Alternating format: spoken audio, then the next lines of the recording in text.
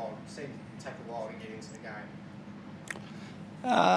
Yeah, no, it did. I thought early on we were okay. I thought we executed reasonably well. I don't think we rewarded ourselves with some of our finishing, either from the field or the line. And then we went on a bit of a turnover festival, which really got Perth up and going. And that was disappointing. I thought that kick-started them and held us back a little bit. To give up triple-figure scores for 2 games on the trot, that must be disappointing and concerning. Definitely concerning. Certainly disappointing. Very curable. It's going to take a commitment from everyone to get on the same page from a defensive standpoint. Communication needs to be better.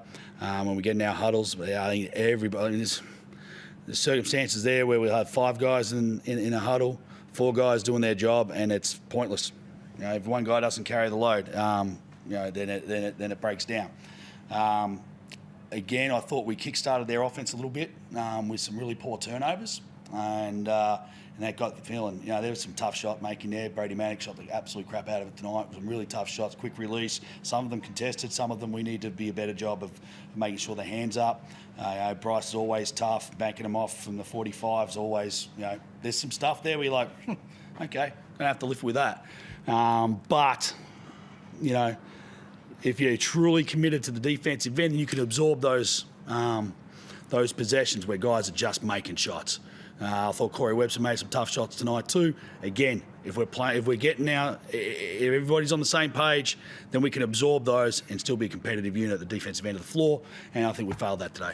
When you're seeing them making those sorts of tough shots and you're missing free throws like you were tonight, does that make you just tear your hair out as you in the line and we're just not finishing? Look, it's an issue because I think it's an issue because it demoralises you a little bit, but that's where we've got to be better. Our energy needs to come from the defensive end by getting stops, and that feeds the offense. That feeds us going the other way. We can't be sitting around being disappointed about missed free throws or missed dollies around the rim, and then it affects us at the other end. There was times tonight where you could see us just switch off. Long passes over the top because we were worried about what happened just previous.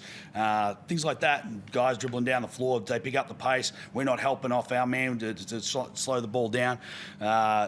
We're in a press. 2 guys in the front. We're letting guys just go past us, deliver the ball in easily, and then we're out of the press straight away. There was things tonight that I thought, geez, are we buying in? We've got to buy in better. So we've had the discussion already with regards to that. They believe in the way that we need to play.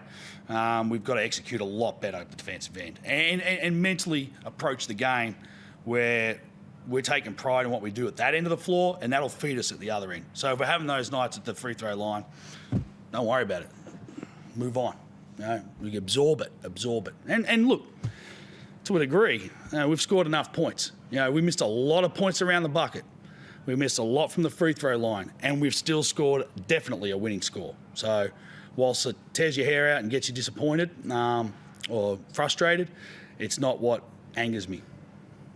Alan, I believe in the squad, you're down, I think, 12, 13 points with 2 minutes to go, and then with 26 seconds to go, Adam scores, drops 3, and you're only 3 points down. So that belief, even though you fall so far behind, must be confidence building. Yeah, I think so. I mean, we have a high level of trust in each other, especially on the offensive end. We know that we can score with anybody. But I think as Simon alluded to, we just got to be better defensively and really buy in and lock in on the things that we work on a daily basis. And so we failed with that tonight, and we failed with the last game. So we got another opportunity in a couple of days here to bounce back and really play the basketball that we want to play moving forward. We hear coaches say that when they have a big loss, it's sometimes good to get straight back on the court and play. Did the break let that loss against Melbourne sink in, and could that have done some damage mentally? Look, I don't think so. I think it was a little bit of an aberration at that point of the season, and there's a fair bit that went into that loss as well from personnel, the health of the group, look. I don't think. I think what more affects those layoffs is, like the same thing Perth had to deal with, and probably 2 days extra as well. It's just they're not getting games in. Okay, and that layoff will affect your team to a certain extent. And I thought we saw a little bit of about that with our touch around the rim. But from the defensive side, we're in good shape. We're healthy. We're the group we had out there tonight. There's some guys who had some niggles. You get into that break, you get a little bit of energy, or you get energised from less training, and obviously not having to recover from games. So, look, both teams coming off a break. There's no excuses from that standpoint. You mentioned buying, Coach mentioned buying as well. From a playing point of view, he can tell you to buy as much as he wants to the group, but if you don't get it, it doesn't obviously work. How do you get the group to all be on the same page and buy in when required? Yeah, I mean, it's a little bit cliche, but I think it's looking at ourselves in the mirror and really coming together and really going out there and playing like we like each other as much as we do off the court. So we're a really tight-knit group.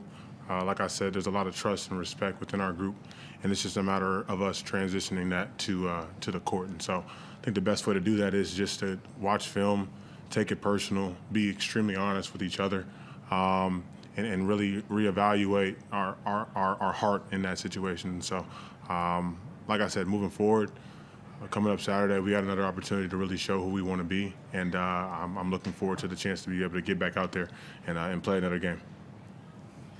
I know sports is serious business. What if we sit next to you guys during the games and we see that cheerleader routine at the end of games over and over again? Look at your face where that was going on. Was something you haven't seen before. Yeah. It looks like, what the hell's going on here? Can you just give us your thoughts? Yeah, no, it was a pretty aggressive dance battle type thing. Obviously, in different circumstances, I pride myself in being a pretty good dancer. So if I had my crew with me, I think we would have gave them a ran for their money. But yeah. Hold on. Yeah. Cheers, guys. Oh, someone there? Mike, Sorry. Sorry. Sorry, Chris.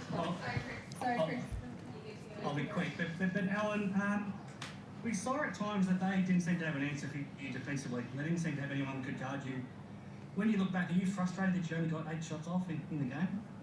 It's a little bit tricky with the coach for next year. No, I mean, not frustrated at all. With the flow of the game, like I said, I have a lot of trust in my teammates. We all try to look for each other to make the right decision. I do think I have an advantage a lot of nights, and I'm confident in the work that I put in the game that I play. But like I said, the flow of the game will dictate who gets to go that night. And like I said, we have a lot of trust and faith in our system and in each other. So, no, I'm not upset that I only got 8 shots tonight. I'm really upset that we lost the game. We saw that Melbourne didn't have much of an answer for you 2 weeks ago either. Are they looking forward to that chance to play them again on Saturday? And how different potentially would they be looking with Marcus Lee to come into the lineup? Yeah, anytime you get a chance to play a throwdown, it's a big deal. They've obviously had our number the past couple of games, and now it's an opportunity for us to get back in front of the best fans, I believe, in the NBL. Sorry, Perth fans, but and the Southeast Melbourne Phoenix fans back home at John Cain. So it's our home game, and it's our home court to protect. So we're looking forward to the opportunity to go out there and compete again. And Simon, just one last one. You won't actually have much time or any time to spend on the court to try to fix the defensive woes, I guess, from the last 2 games. How do you try to get a better defensive performance on Saturday without actually having that time to work on it? Look, we've done the work. We invest heavily with our time together at the defensive end. We're not getting the rewards that we believe we can get, as are many of the teams, Chris, throughout the league. I think you'll find that we're not alone in that, and that from our standpoint, the last time we played Melbourne, we had very little adherence to the scout. I thought tonight there was a little bit more. We let a few back cuts go, which is disappointing because we harp on that. But Melbourne's a different beast. We've got a different way of approaching them. Obviously, we need to put a lot of time into the video, even though we played them 11 days ago. We need to put a lot of time into the video between now and then. And given that familiarity from playing them 11 days ago, we should be okay. Thanks, guys. All right.